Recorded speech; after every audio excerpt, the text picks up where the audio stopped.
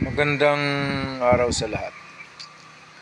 The YouTube channel of the Fraternal Order of Eagles Limbas Law Corner is back to once again render public service in the field of law for our countrymen, or yung pagbahagi ng kaunting kaalaman sa batas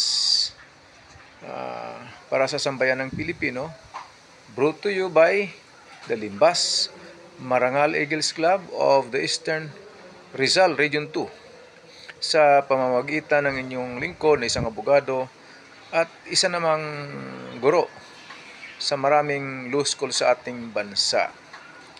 The topic, well, kahapon ng umaga, nagkakaroon ng eleksyon sa isang homeowners association. Magulo. Hindi naman sa magulo, walang gulo naman doon.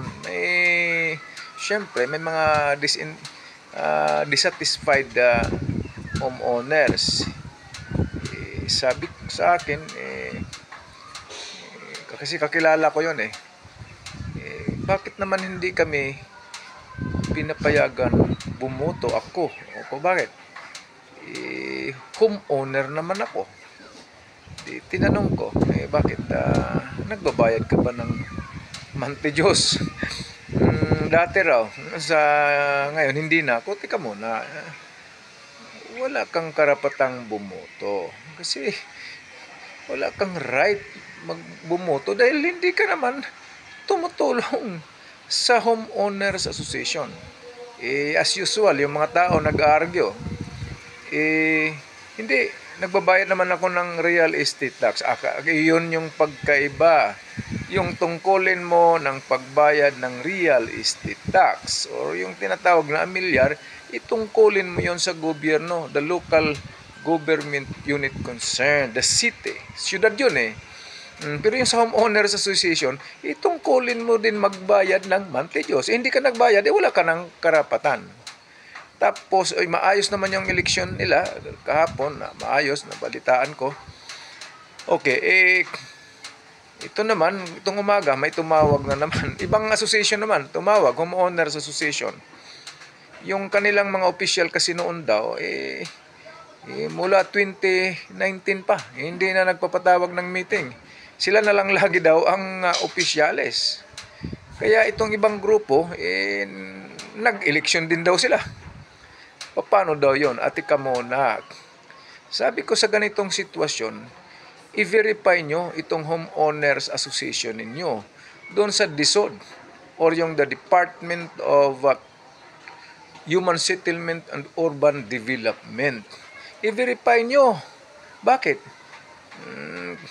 Baka hindi na rehistrado yung association nyo. Kasi bakit walang eleksyon? Hindi daw nagsusumiti ng mga annual report, walang nire-report. Kung baka mamaya, wala na yan. Anong ibig sabihin? Baka yung association na yun, yung una, no longer existing as a homeowners association for non-compliance with the requirement of the law and rules and regulation.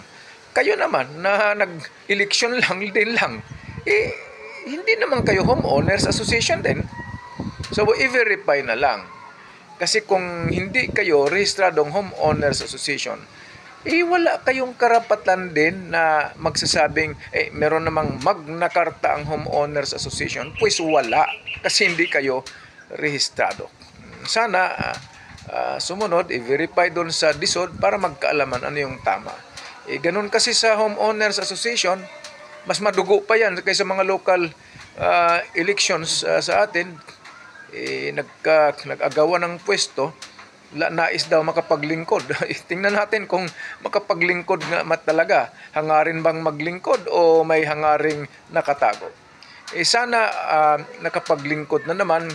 Totoong paglilingkod ito dahil walang bayad para sa sambayan ng Pilipino. Sana nakapaglingkod na naman ang Limbas Marangal Eagles Club of the Eastern Rizal Region 2. Maraming salamat at magandang araw sa lahat.